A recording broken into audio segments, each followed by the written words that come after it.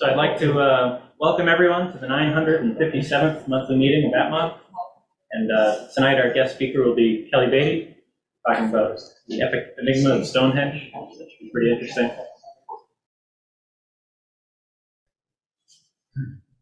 And next we've got the observing report by Glenn Chappell. We've got a comic for this one too. Always a comic.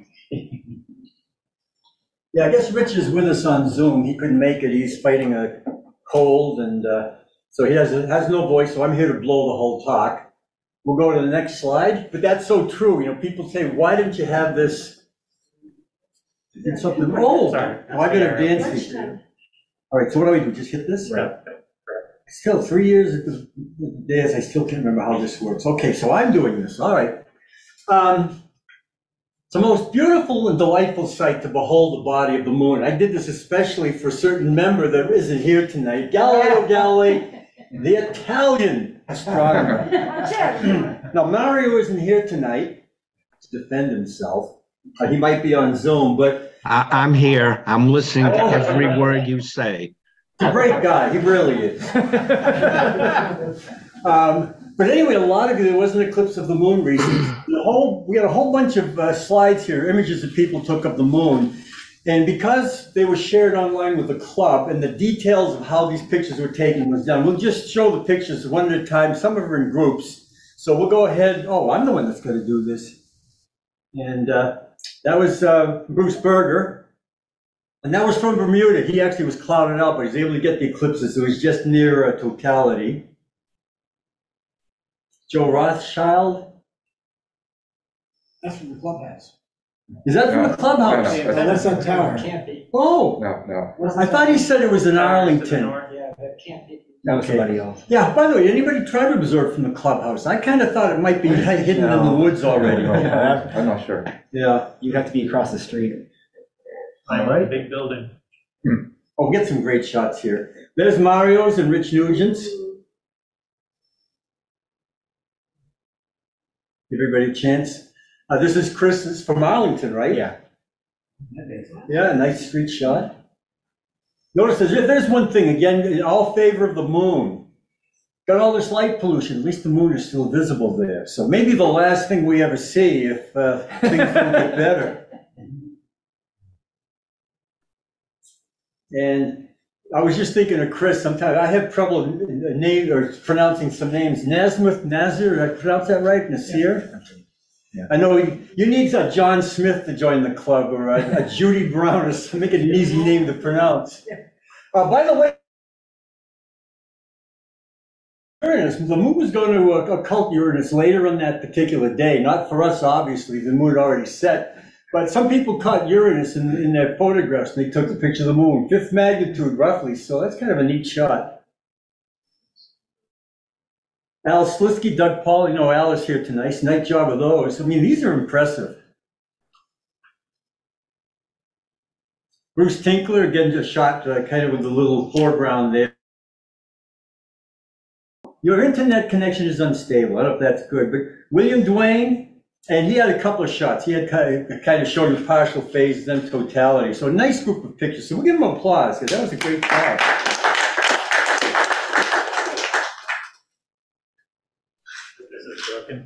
Okay, we got a technician in here. Oh, okay. We're going to try, this is Corey's, it's on YouTube. And this thing is amazing. Can we get that to repeat, by the way? Look at this. There's the Earth's shadow, and then it sets in the trees. Can we get an encore on that? No, it is, it can loop. Okay, excuse me a minute. I'm going to sit down and enjoy this from the audience too. This is just tracked on the stars, so Earth's shadow is kind of stationary. So Uranus has got to be one of those. Yeah, I bet it's heading toward Uranus. It is. There it is. Okay. Yeah, nice. Nino. Okay. Nice.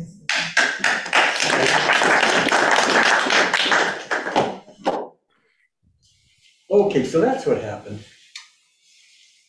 Okay, here's the part where I blow it, because Rich puts this together every time. So I did a little research just to make sure I had some idea what was going on here.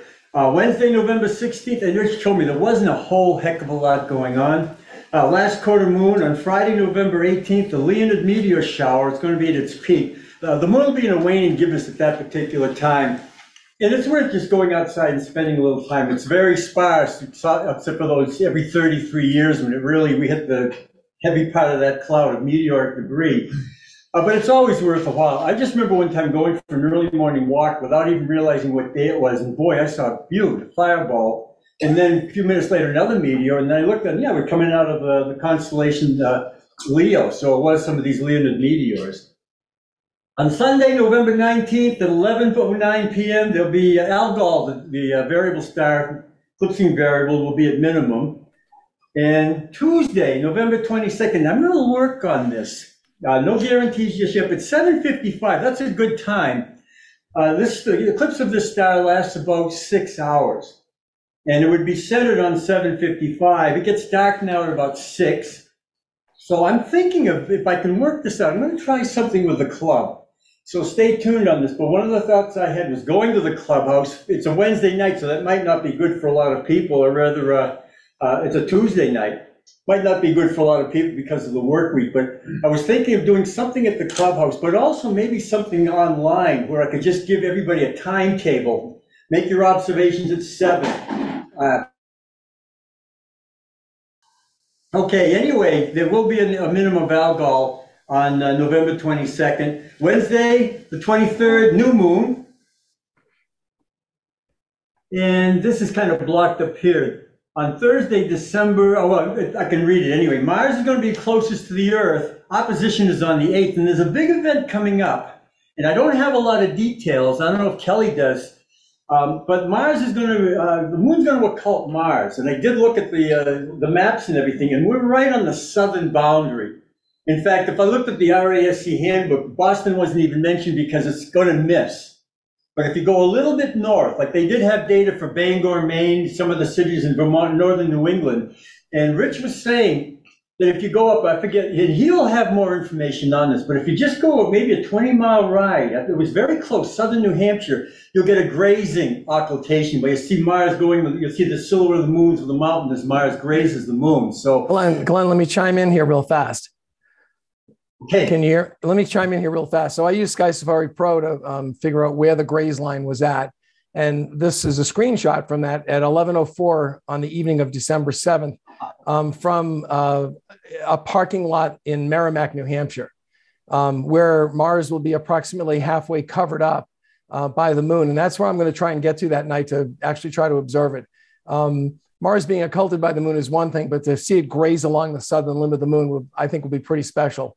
I won't last long, but I encourage folks to get out there and observe that. And you're right, Glenn, from the Boston area, it's a near miss.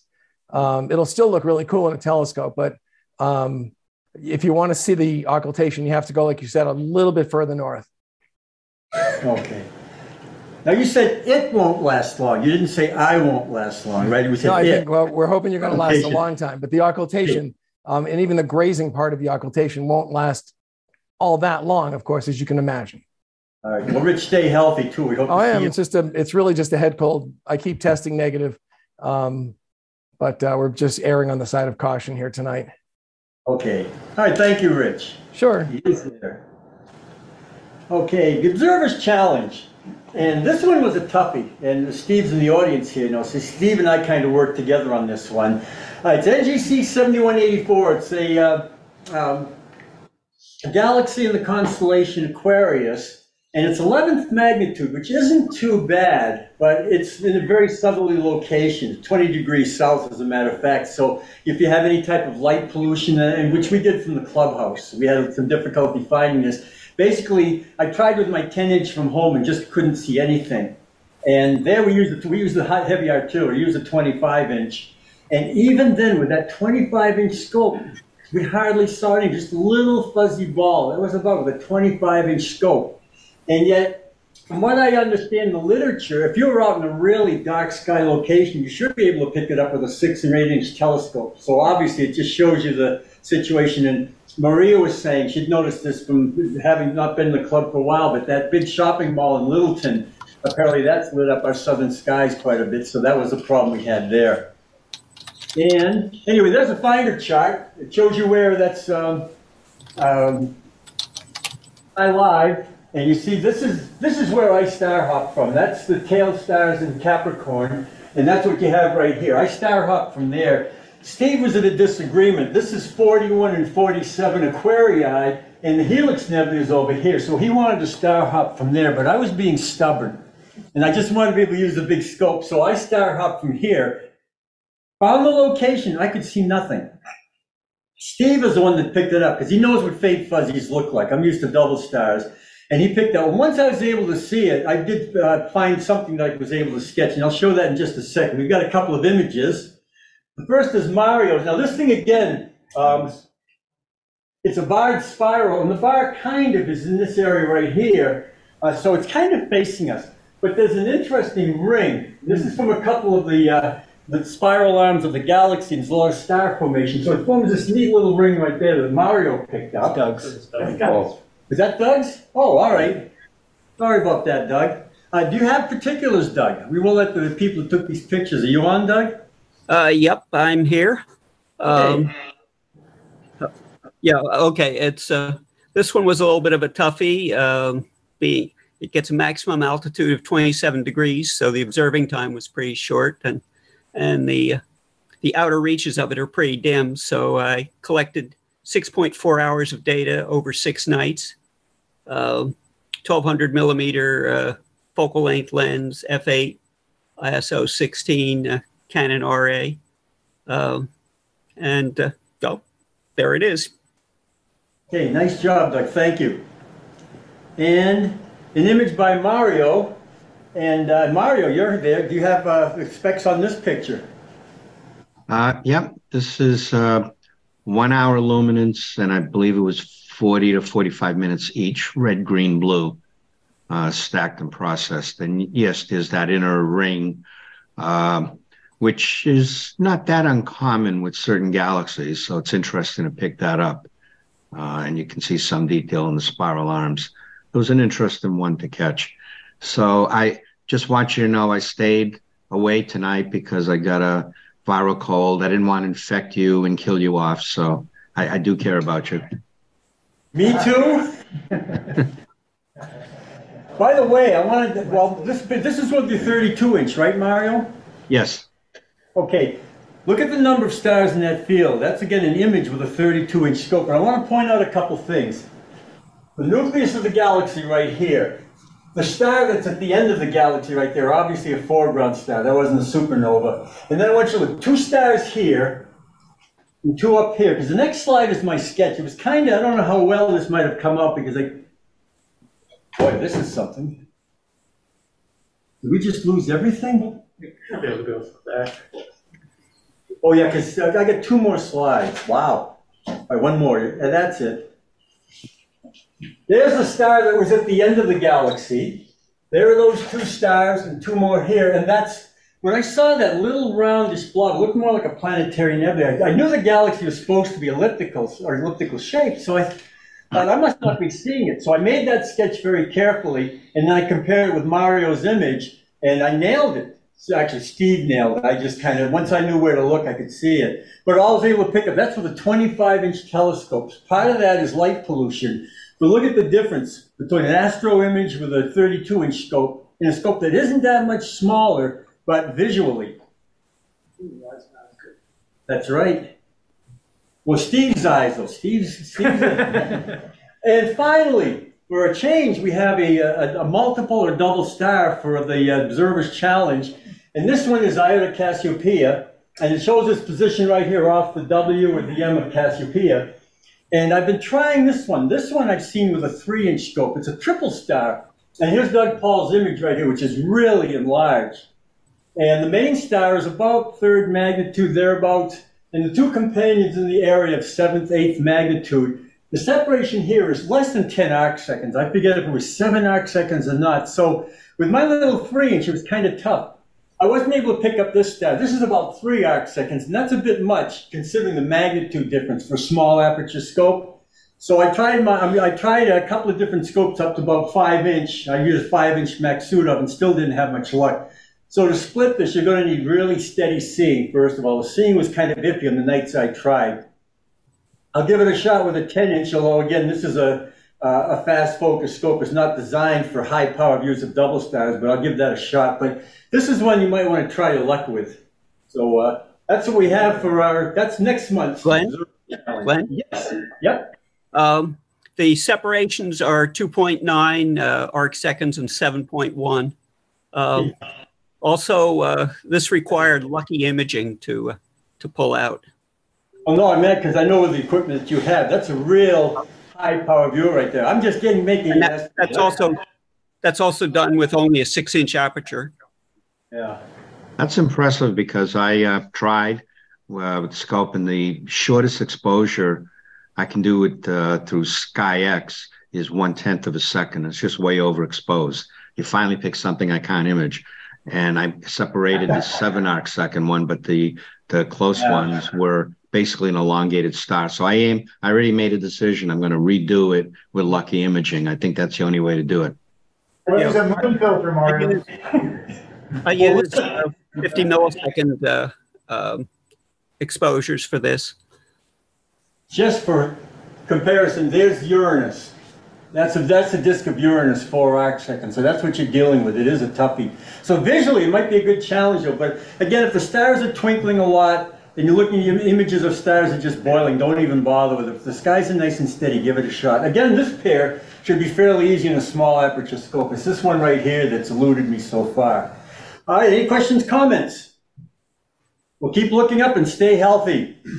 You too, Rich. Thank you.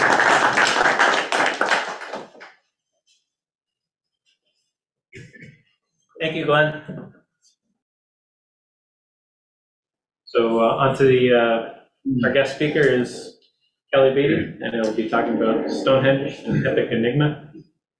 And as many of you know, Kelly Beatty worked for Sky and Telescope for 44 years, I think, as editor and much more, and continues to work on Sky and Telescope projects. You know, in the recent past, doing eclipse trips and the Greenland trips for Aurora Borealis.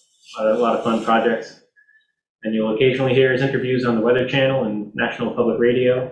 Kelly holds a bachelor's degree with California Institute of Technology and a master's degree from Boston University. Asteroid 2925 Beatty was named on the occasion of his marriage in 1983. And in 1986, he was chosen one of the 100 semifinalists for NASA's Journalists in Space program. For his talk subject, some 5,000 years ago, a Neolithic civilization in southern England erected the world's most famous standing stone monument, yet its builders left no written records. So why and how they constructed it remains a mystery. Many of the smaller pillars, known as bluestones, were hauled from the site of central Wales, more than 100 miles away. And while Stonehenge is most famous for its alignment with the rising sun during summer solstice, some researchers have suggested that it could have been constructed to serve as a daily calendar or even an eclipse calculator. Whatever its true purpose, Stonehenge remains an iconic enigma visited by 800,000 people a year. It's fascinating. So please welcome Kelly.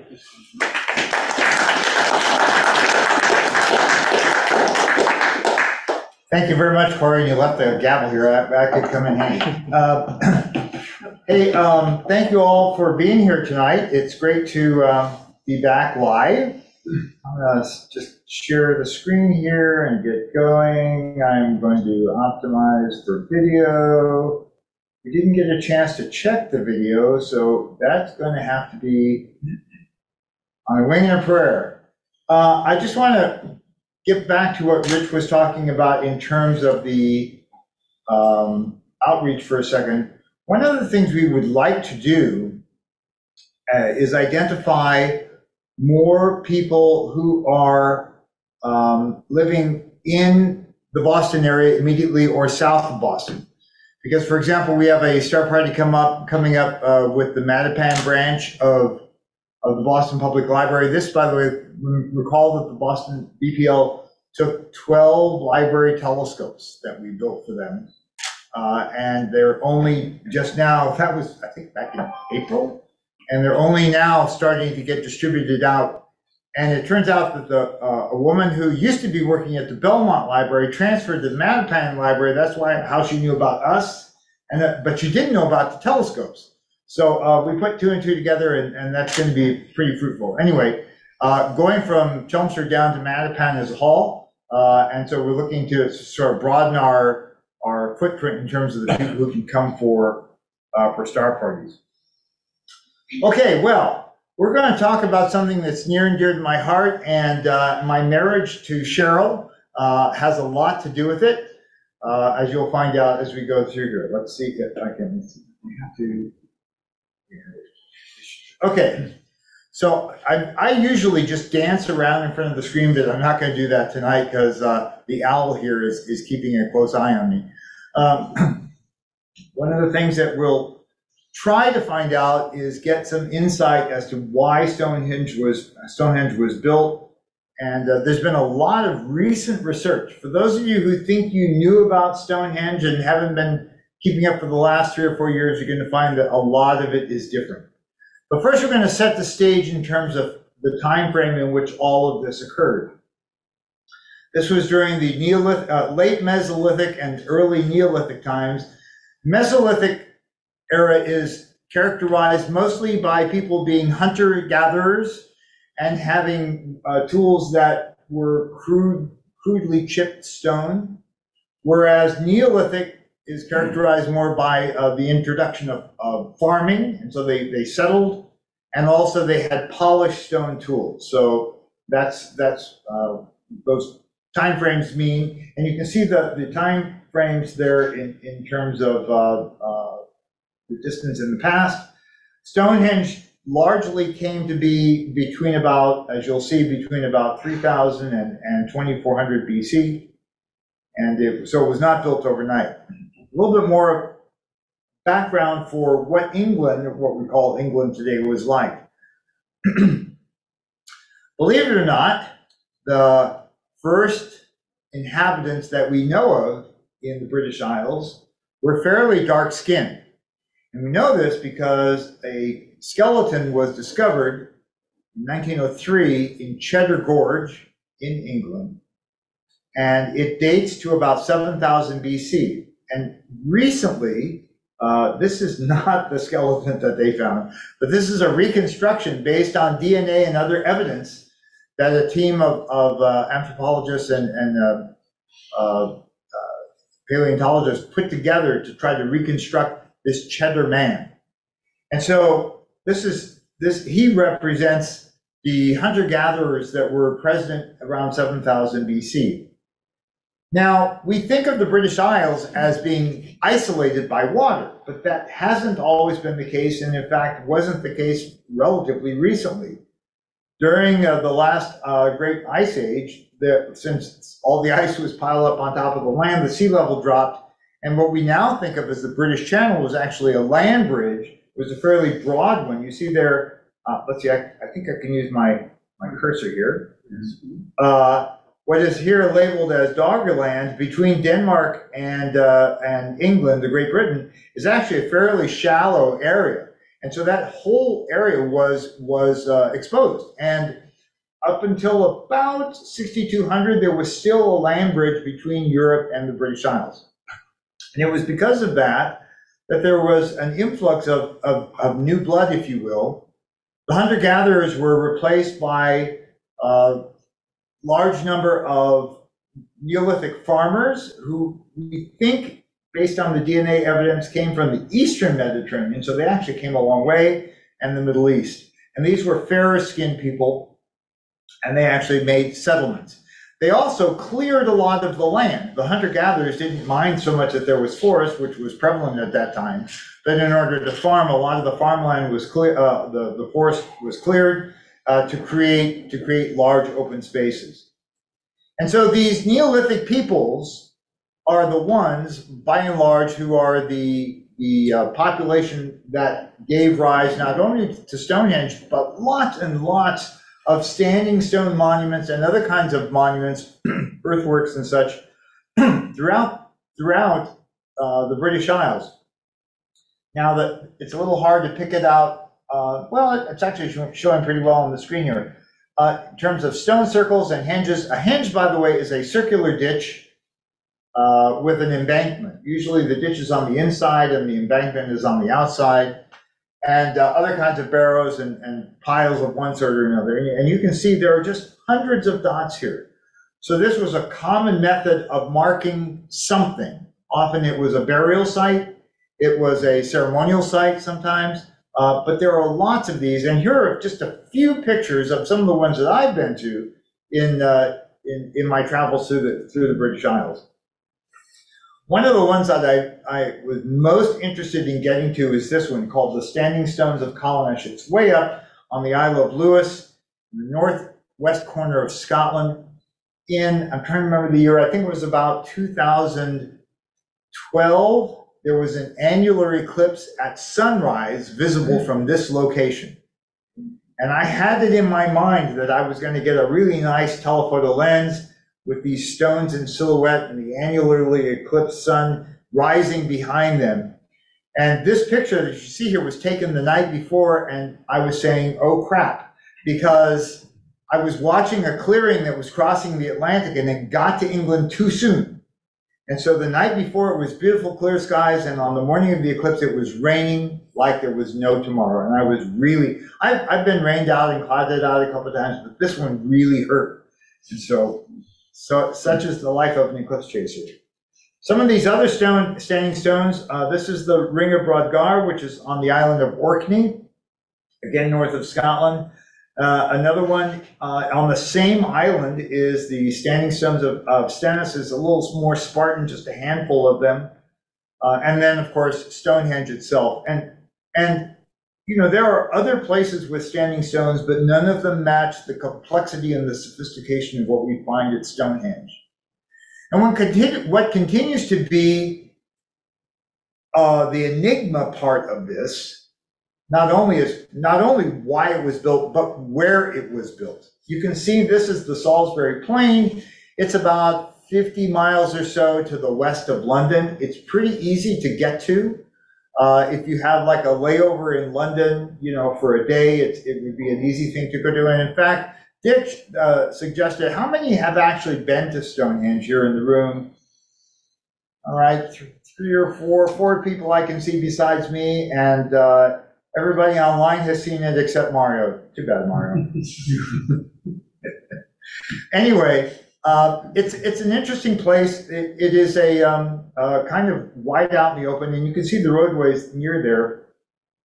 The thing that seems to be fascinating is that this particular part of England was a place where there was a lot of Neolithic and late Mesolithic construction. What you see here in red, Stonehenge is down there in the lower left corner, but there was something called Durrington Walls, which I'll get to in a second. There was a Woodhenge down there at the bottom center. This is a relatively new discovery right here. Blue Stonehenge was discovered just within the last 20 years or so. There's been a lot of activity, and again, we're trying to figure out why. This is an aerial photo of the Durrington Walls, which is a huge henge area. That's a top center up in here, this whole area. And then down here in the lower right corner is Woodhenge. You can barely see it there as a circle. So this is what Woodhenge looks like today. This is not original. The owner of the land has put in concrete cylinders representing the trunks of trees for where the original giant trees stood. This is what it might have looked like in its prime, and it's a little unclear why in this instance wood was used and in Stonehenge stone was used. Obviously the wood didn't last as long. And when you're talking about not just a multi-generational arc of construction, this is a multi-century arc. clearly the wood would have rotted and not been as permanent as stone. But it's interesting to note that they're roughly of the same scale. These are two conceptions of what they would have looked like completed, thanks to the BBC. By the way, there is a fabulous, I'll show you a clip from it, a fabulous BBC documentary that you can stream from YouTube about Stonehenge and the latest discoveries. Historically, Stonehenge was not really noticed. It, was way out in the country. You had to kind of know where it is. It's in the middle of farmland. The first depiction that we know of that absolutely shows it is from the late 1500s. You see this watercolor. And here's another watercolor. This had to have been painted before 1797 because one of the, what are called trilithons,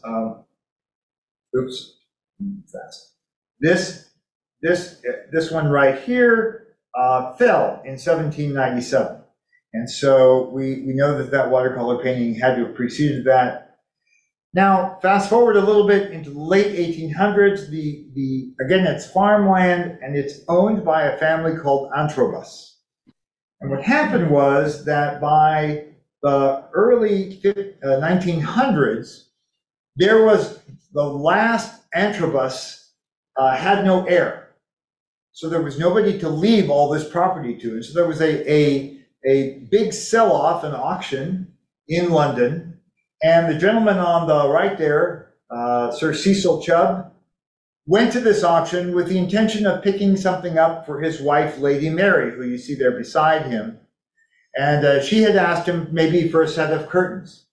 And he came back owning Stonehenge, which he bought for £6,600, a few $100,000 in today's money. And then he flipped it in about 3 years. He actually donated it back to the British people, with the understanding that it would be preserved and cared for and made open to the public, because he lived in Salisbury and was very aware of it and recognized it to be something from antiquity, something that ought to be preserved. So one of the first things that happened after it was given back to the British people, the British government, was that a restoration was undertaken with a Lieutenant Colonel William Hawley, who took several years of work on it to try to kind of clean the place up. Because, one of the things that I found with these stone monuments is that even though it seems like a lot of effort was made to create them, they were often pilfered because the stones came in handy to do other things. And so we know how many stones were originally at Stonehenge, and they're not all there now. Some of them have been removed and taken, and who knows where they've ended up. But this renovation that took place in the 1918 to 26 period was a big deal. This is an article from the Richmond, Virginia Times-Dispatch, who sent somebody there. A lot of work was done during that period by Hawley and his crew. Several of the fallen stones were uprighted. Sarsen is the word for the big standing stones, the ones that we kind of associate with Stonehenge. And also they excavated, it was all grassy, overgrown as it is today, but the original surface was a bare chalk layer. This is an area of England that, if you think of the White Cliffs of Dover, there's a lot of chalk. And so this plays an important role because the earliest constructions of Stonehenge involved digging a large henge, and fortunately it was a soft, chalky material. So you see here one of those pictures from that time. One of the things that Hawley and his crew discovered was a ring of holes, fairly widespread, about 100 meters across, called Aubrey holes, which at the time were thought to be just holes dug for ceremonial cremations. He did a lot. He and his crew did a lot of work. You can see kind of the extent of the reconstruction that was ongoing there, and you can see that they covered the ground with planks so that they wouldn't disturb a lot of the underlying material, the surface, and so forth.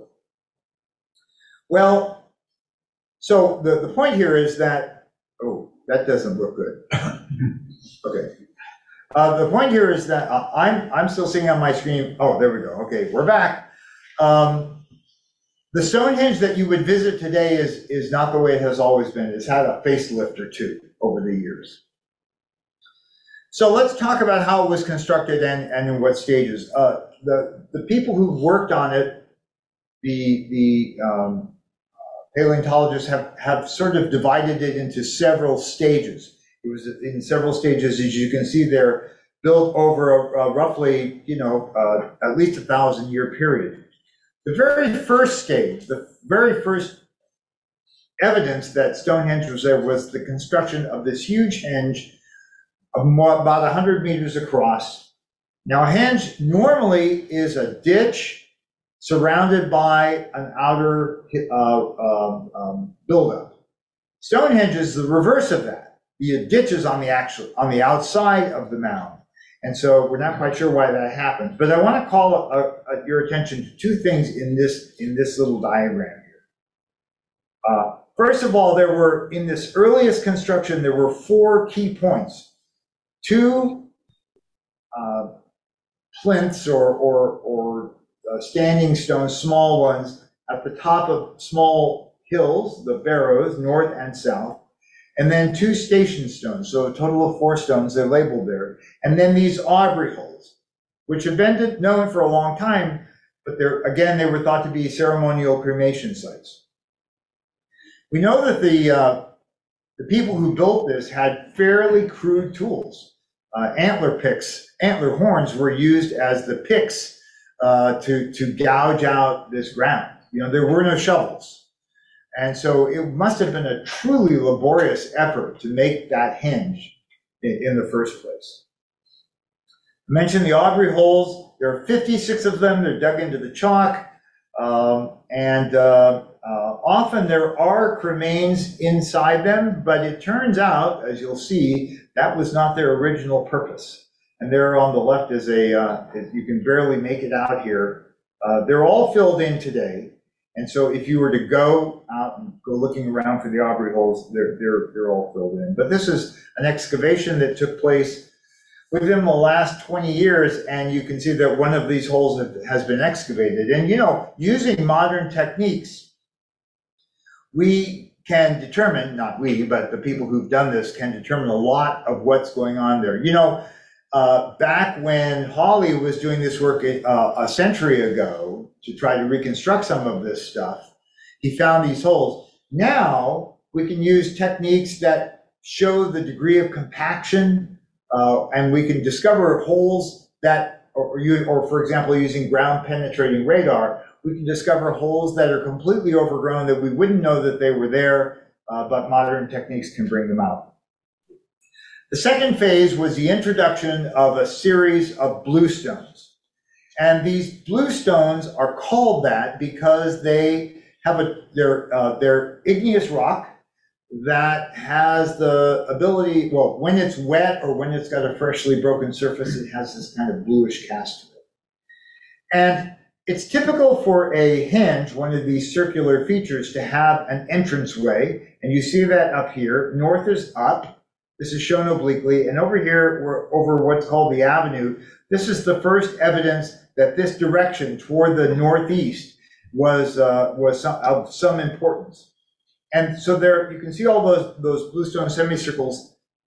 As Stonehenge has gone through its phases, things got stuck in the ground and then moved. And so the holes were left behind. There are holes all over the site from these different phases. Let's talk about these bluestones a little bit. There are 43 of them. And I mentioned they're an igneous rock. About 10 feet tall. There's a human in the picture for scale. And they weigh several tons each. And I was fascinated by these bluestones. I've been fascinated with Stonehenge for a very long time. And I came to come across some literature. It was known that there are no sources of this rock anywhere close to where Stonehenge is today. But there was a source of this in Wales, roughly 100 miles away, where there are several outcrops in what are called the Priestley Hills. Exactly which one wasn't known. And then in 2019, a group of scientists based in England, led by Mike Parker Pearson, identified the exact location in Wales where these stones came from. On this map, it's right here, this Cairndog, where a specific kind of this dolerite, which is one of the kinds of rock that are made up, it's kind of like CSI geochemistry. You know, he was able to identify chemical compositions and structures in this outcrop that matched the ones at Stonehenge in ways that none of the other sites could. And so I got in touch with Mike Parker Pearson. This is him. He's a jolly guy, and I sent him an email saying, I'm really interested in Stonehenge. I'm thinking about maybe writing this up for Sky and Telescope. Can you tell me a little bit more about it? And I got an auto reply. Hello, this is Mike Parker Pearson. I'm on medical leave. I won't be able to respond to you for 3 months. Rats. The next day, I got another email. Hello, this is Mrs. Michael Parker Pearson. I was going through his email. I came across yours. How charming to meet you, Mr. Beatty. What can I tell you? And so we had this dialogue going back and forth. And she says, oh, yes, if you want to come and because I had this inkling that maybe I would go and see where these rocks came from. And she says, oh, yes, you need such and such quadrangle map, and there's a lovely pub down at the end of the road, and you want to speak to the farmer and mention our name, and he'll show you the direction to go. Wow, that's great. I turned to my wife and I said, honey, how'd you like to go to Wales? Now, we had a count of who has been to Stonehenge. Who has ever been to Wales? About the same number of people, but not the same people. Okay, great. Wales is a wonderful little part of Great Britain. You can see it in about a week. There's a lovely coastline, and there are a whole bunch of castles, and there are these outcrops. And a great bookstore. I'm sorry? And a great bookstore. And a great bookstore. Oh, yes, that's right. Mm-hmm. What is it? It's I know the name. I went can't to. remember the name either. Yeah, it's a little town that's like all bookstores. Yes. So I made it to this outcrop. There it is. I went tromping across this sheep pasture for about, Cheryl was left behind, so this wouldn't have been something she could have tackled. And I got to this outcrop, and it doesn't look like much, but this pile of rock has been quarried for 5,000 years and remains so today. The local townspeople, they'll go cut off a hunk of this stuff and make mailbox posts and such out of it. So I was bound and determined that I was going to bring a piece of this home with me. I was just there with my bare hands and my camera, and I wasn't about to like beat on it with my tripod, you know, to try to get it. So I went around, looking around, and you'd figure, like, it's a big pile of stones. There has to be a small stone kind of sitting around. Well, such was not the case. You can see how overgrown it is. All of the small pieces were totally welded to the ground, and I couldn't reach them. And there were a few large pieces that I could get to, but they were too big to fit in my backpack. So I'm sorry, if you can imagine, there's nobody around. I pick up these stones and I'm smashing them down on the ground, trying to get a piece that I could carry home. And this is that piece. So I'll leave this up here. It is a piece from the quarry that was used for the construction of Stonehenge. I did not steal this from Stonehenge, let me be perfectly clear, but it's from the same place that those bluestones came from. Success. Now, we don't know exactly how those stones were transported from Wales to the site in England. There could have been a land route, there could have been a sea route, but whatever the reason, they were carried a long way. What was the point of that? And the key seems to be what I've circled here in yellow, this place nearby. So just to set things straight for you, here is the place where the stones came from. And this Wan Mon is a remnant of a stone circle. There's not much there. There's only 4 stones there today. And so Michael Parker Pearson and a team went there with the intent of trying to discover what else might be there, using all the techniques I was just describing. And we have here a little video clip that kind of tells that story. As one hole after another was unearthed, the shape of the circle was revealed.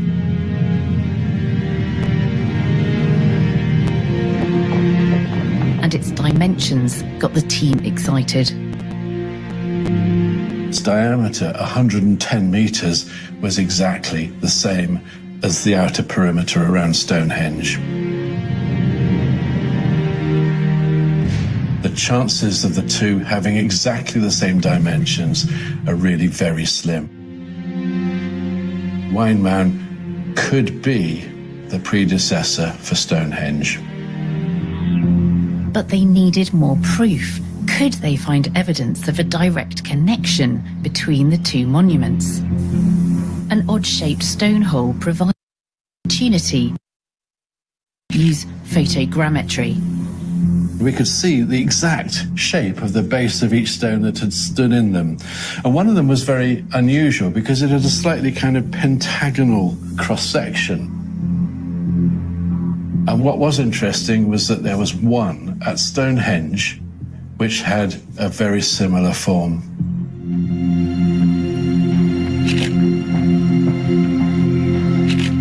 Could they match the shape of the Wine Mound hole to the stone at Stonehenge? It fitted like a key in a lock. But this evidence alone was not conclusive. They still didn't know when the circle was constructed. And so we now had some proof, and now it starts to make sense. The quarrying that took place in Wales was for a stone circle in Wales. And then, for whatever reason, the population decided to pick up those bluestones and take them to England. And so we know that the bluestones went to England and went to Stonehenge. And by using some complicated radiocarbon dating and what's called optically stimulated luminescence, what was left in the holes behind in Wales could be proven to be that the stones were removed from Wales at the same time that they were first noted in Stonehenge. So there was a direct cause and effect there. The transfer was specifically to take them to Salisbury Plain. And so then the question becomes, when did they reach? Let's see if this one will play. I now have to turn it up.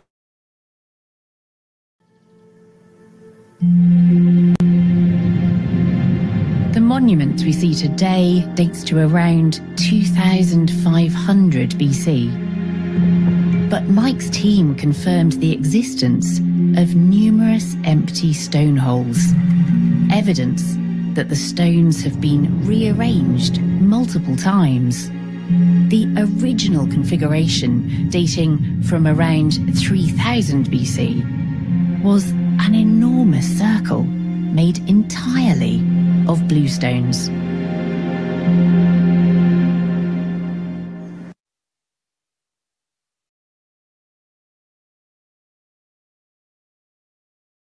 All right, I'm back now.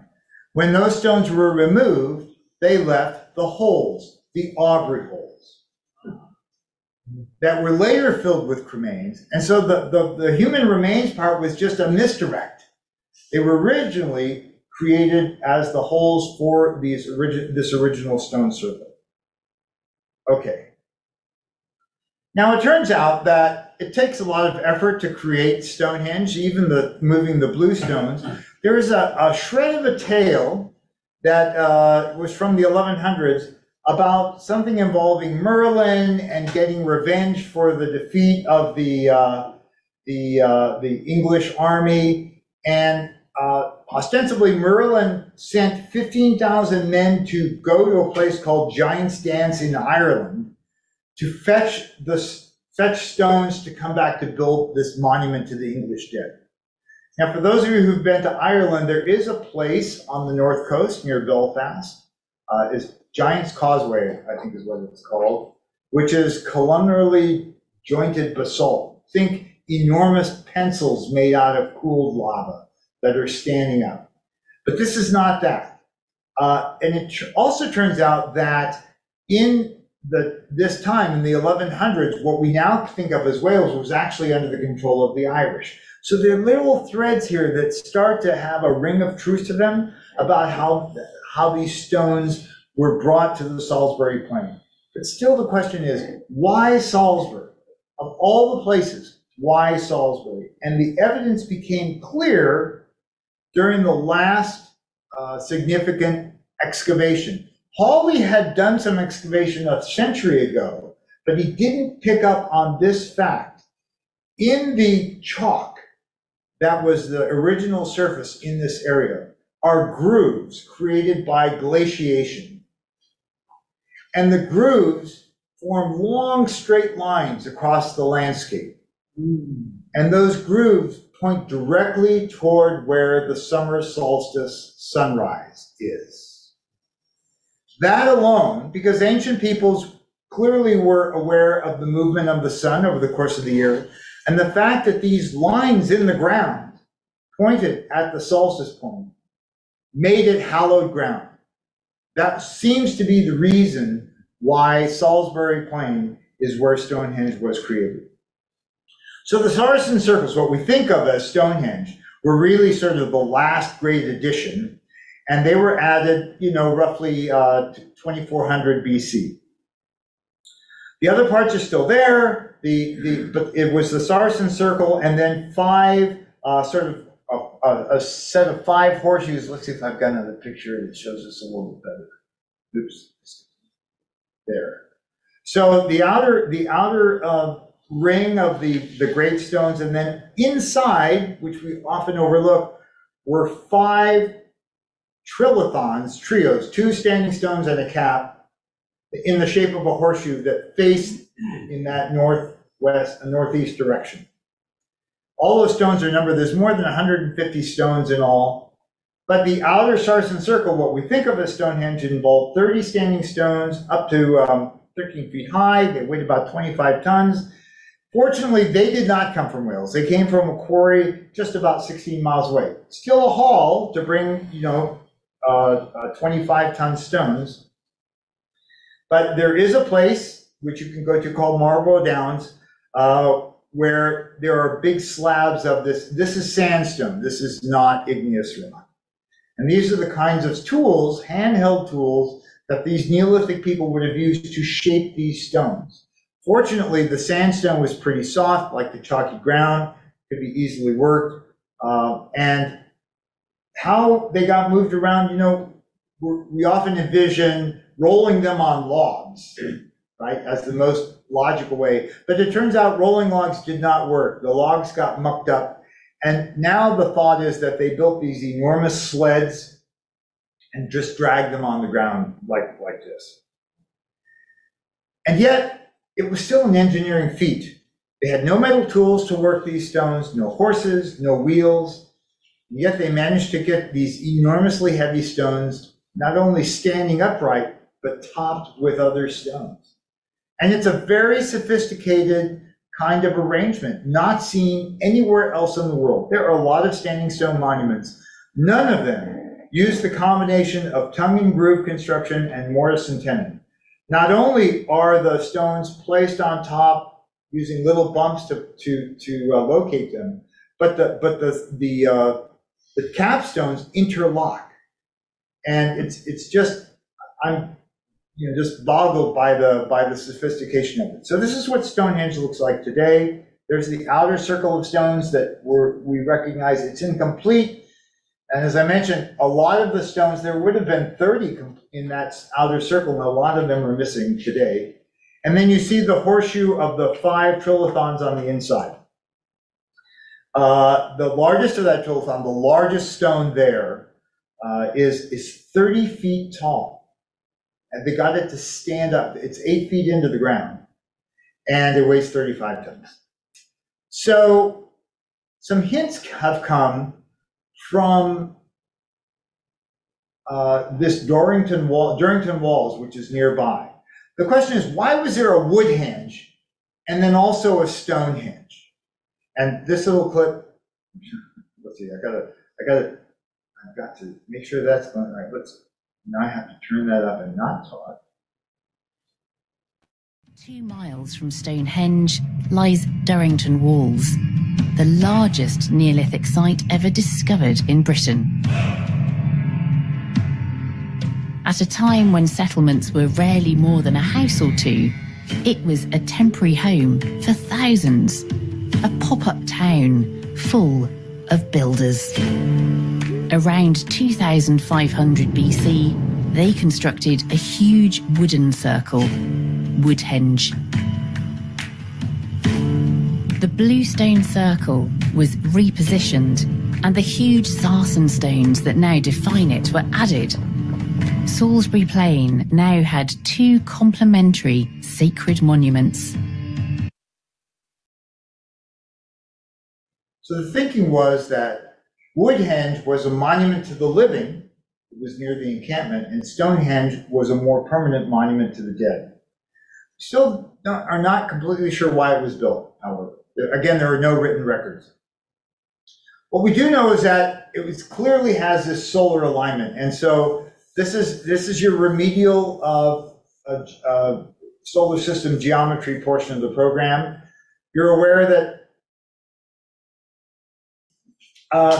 you all know that seasons are caused by the tilt of Earth's axis, and when the northern hemisphere is tilted toward the sun, we get summer, and when the winter, in winter, 6 months later, we're tilted away from the sun, and that affects the angle at which, not only does it affect the angle at which the sunlight hits the Earth, that's why the sun is so low in wintertime, but it also affects where the sun rises and sets along the horizon.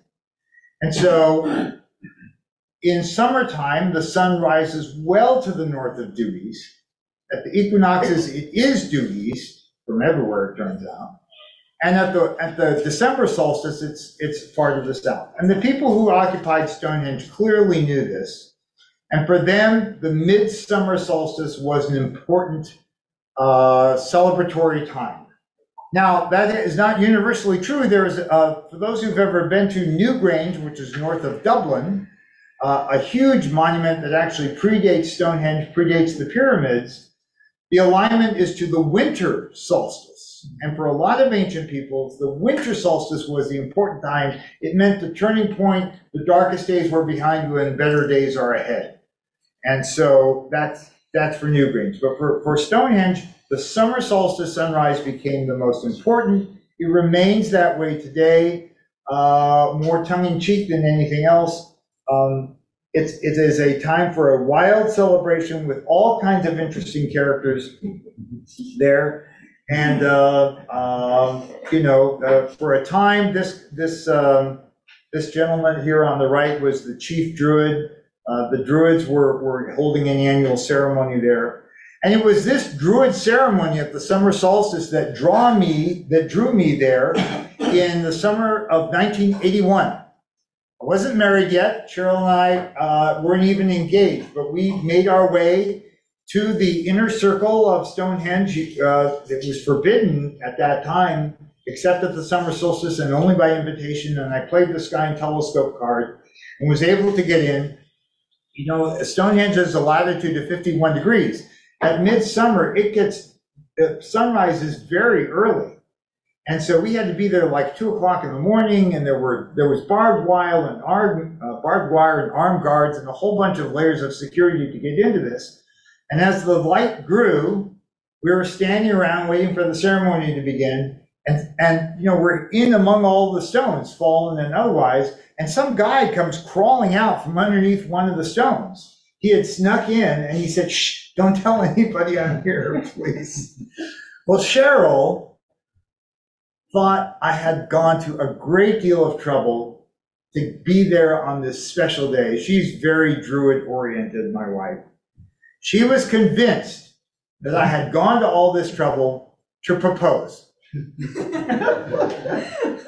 I was clueless to this fact, and we left. She must have been very despondent, but she never mentioned that to me.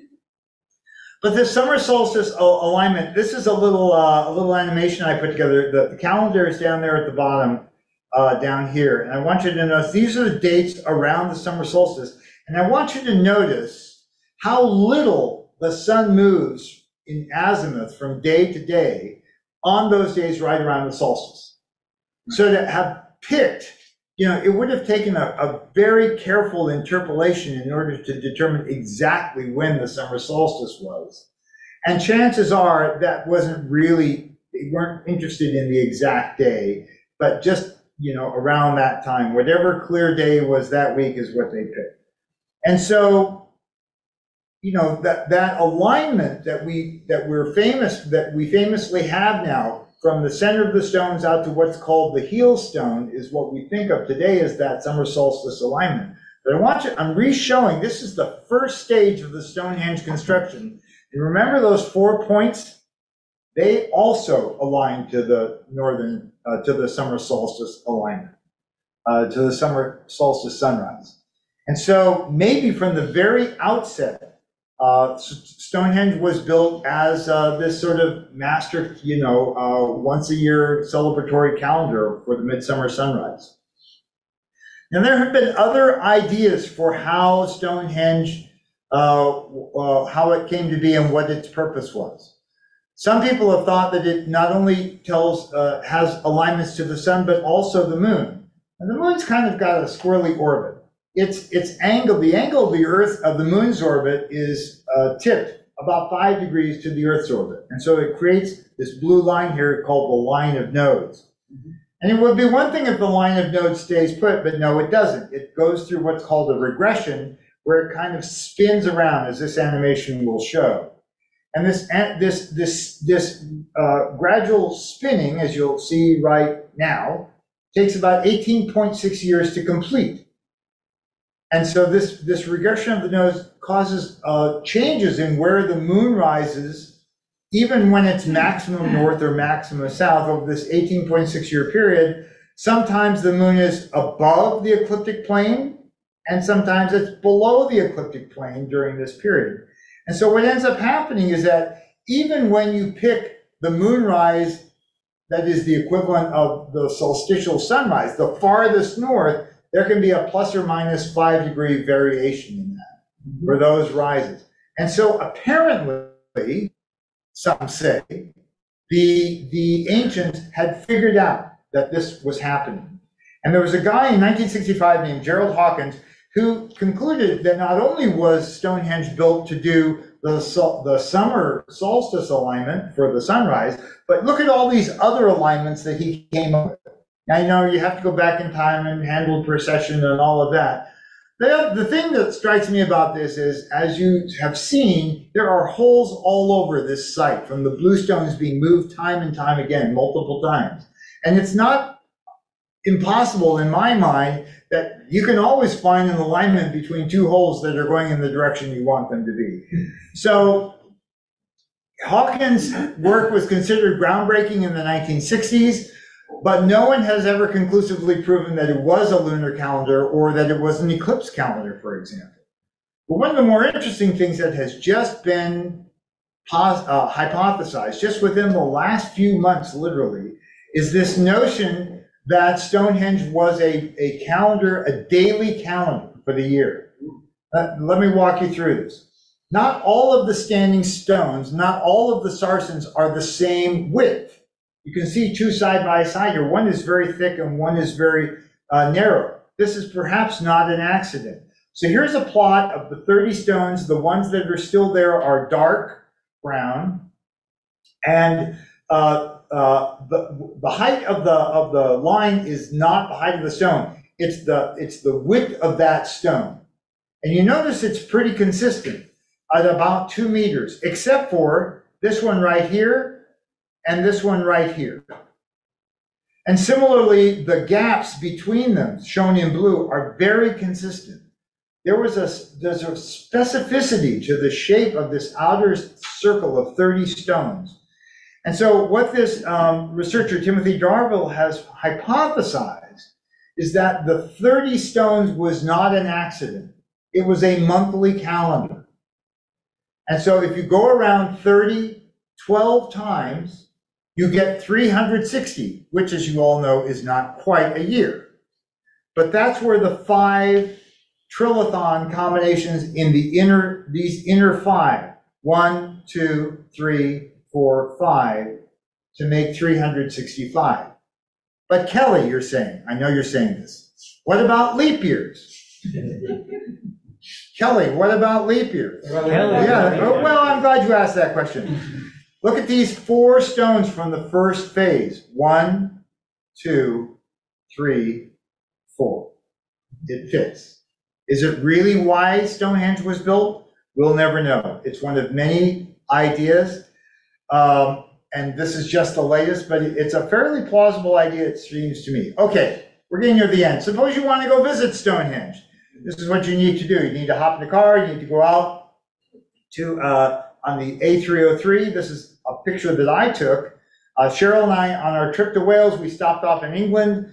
We decided we were going to Stonehenge. There's 800,000 people a year, busload after busload of tourists. And you can't get anywhere near it. As this image shows, they don't let you get anywhere near the stone circle. You can see the walkway there. That's what you get to do if you're one of those 800,000 tourists. But if you pay about $40, you can join one busload of people at dusk and or dawn, and they take you out and you get to walk among the stones.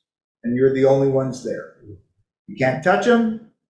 You certainly, my wife claims that an early boyfriend of hers used to go to England and they would give people little hammers to chip off a piece of Stonehenge to take home as a souvenir.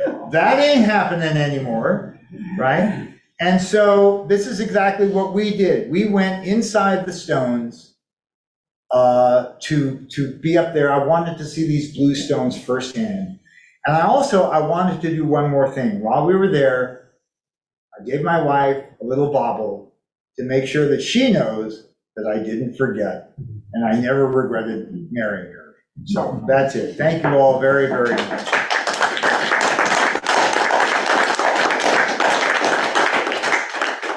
You make amends somehow, some way, right?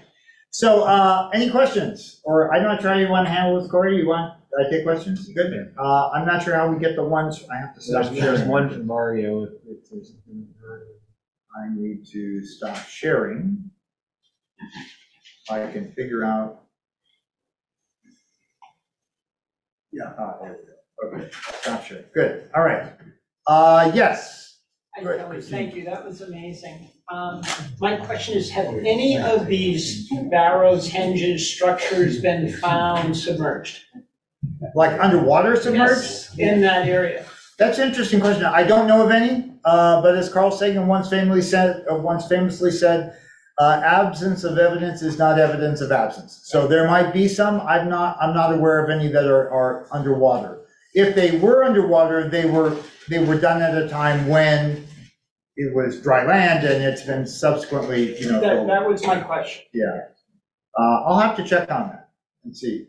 Mario has a question. Well, let's take a couple more here. Mario is a very patient guy, I know, because he's Italian. Go ahead. How was the Stonehenge read by the users? Like you said, it could be a monthly calendar. Do you wait a certain time of day and a certain stone is illuminated? Oh, okay. So this question is, what makes it a calendar? How do you interpret the stones? Right. There were 30 stones in the outer circle, so you simply start counting. You put like a red flag in front of the first stone, and then the next day you move it. And after 30 days, you've completed one rotation through the stones. It wasn't that any individual stone had a specific calendrical purpose. It was just a counting system, right? And so after 30 days, you started the next month, or the equivalent. But you could have put 25 stones or any number of stones in a circle. And yes, well, don't forget the other, celestial calendar that we live with is the lunar phase calendar, which is 29 and a half days. So if you were paying attention to the moon, 30 would have been like a magic number. Right. And so that would have made the most sense. And 30 times 12 is almost a year. And this, it's all supposition at this point. This guy, Timothy Darvill, has come up with a scheme as a calendar that happens to fit the sequence of stones that are there. Was it actually a calendar? We don't know. There are no written records, none whatsoever from this people. Mario, I guess you're up. Thank you. Good talk. Sorry, I'm not there to heckle you in person. So the one thing I feel the love, Mario. I can feel the love. One thing I've never understood, maybe you can answer it, is in 5,000 years, there's been a fair amount of precession, about a sixth of the Earth's rotation. So how is it that the cardinal points still line up after 6,000 years for the stones? Yeah, that's a great question. I think you all heard that in here. And in fact, Gerald Hawkins, when he found all these lunar alignments, he did the precession to work it back to see where it was, where it would have been for these alignments. Mario, the thing is that precession notwithstanding, the Earth's obliquity, that is its polar tilt, has been fairly constant. And so it doesn't matter from a celestial sphere point of view, it doesn't matter where the summer solstice takes place in terms of the precessional cycle, the sun is still going to be rising at the same place at the solstice, if that makes sense to you. It's an azimuth. Kelly. It's the same local azimuth, right. Kelly. That's odd because the Polaris moved, the pole position is moved. So how does everything still line up? That's right. That's extrasolar system. If Right. you think about it, so I don't know if you can see my finger. Let's see, where do I have to be? All right, so Mario, here, right? If the Earth's tilt is like this, is that working? Yeah. The easiest way to say it is that the angle, the obliquity of the ecliptic is the ecliptic is going to be constant. That's a variable plane associated with the angular momentum of the solar system. The Earth's tilt with respect to that is going to be the same also. But the Earth, but the Earth, the rotating. Yeah, but essentially what you're saying is the precession affects where the stars are, not where the sun and moon are. Exactly. Yes, that's right. So Mario, what Dick said is, and they've said is that, because the tilt of the Earth's axis is basically unchanged, at least on this period of length of time, the amount of the tilt, and therefore where that summer solstice sunrise occurs on your local horizon, is not going to change. Where the stars are rather immaterial to that. Okay, thank you. Yes. So the glacial striations that pointed to the summer solstice, is there a geophysical reason for that, or is it just by chance? So his question is, the striations in the chalk that are in that direction, is there a geophysical reason why they're in that direction? It's luck, chance luck. And these are carved by, it's glacier scouring of that landscape during the ice age. That part, I just wondered whether there was some real physical. No, it's no doubt there are other places in Great Britain or in Europe, maybe not underlain by chalk, where there are scourings in other directions. This happened to be the one that points toward the solstice sunrise. Anybody else online? Yes. Oh yes, I see a hand for Phil Carney. Oh yeah, that is I did have a question. Yeah, I wanted to know if they found any discoveries under the ground, below the stones, where there is a key where there's more than just stones, if they found any tunnels or a key that activate different stones to turn a different direction, basically with the calendar, and or kind of like a dungeon area below the stones, if they discovered any of that stuff. Yeah, that's a great question, Phil. The answer is no, not that I'm aware of. And the whole area now has been pretty thoroughly checked with ground penetrating radar, which would have uncovered underground tunnels and such. Yeah, but you raise a point that leads to this. The British government, I showed you that road that I took the picture from as we were driving along. It's very close to Stonehenge. In fact, there's an older state route or local route that goes right by what's called the heel stone, the one that is part of the solstitial alignment. And so the government wants, and that road is totally clogged all the time. there's way more traffic on it. So the British government wants to take that entire road, expand it, and put it underground, literally go under the Stonehenge site and pop up the other side. And there's a lot of resistance to that from the historians because they don't know what's buried there. And they don't know what might be disturbed by going underground, how deep the artifacts actually go, or what might be disturbed by doing that, by that tunneling. So that's something that's ongoing. You can look that up. Just look up the A303 is the highway, and you can check the status of that. There have been many. They've been trying to do it. It's kind of like the Big Dig. They've been trying to do it for quite a few years, and still have no finality to it.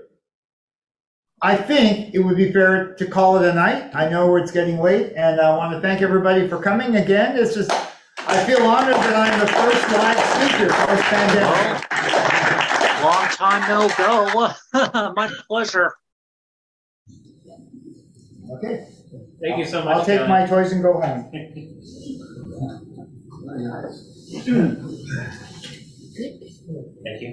Don't forget your piece of rock. Oh, yes. Well, actually, I was Almost got away with it, I'm just going to leave that there so that people can have a look at it. But what makes it distinctive, it's called a spotted dolerite, and that will be obvious when you take a look at it.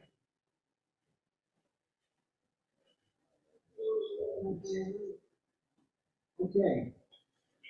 So with that, I'll officially close the meeting. And just a reminder, our next meeting will be December 8th coming up. Thank you all for showing up. Refreshments, thanks to Maria in the back.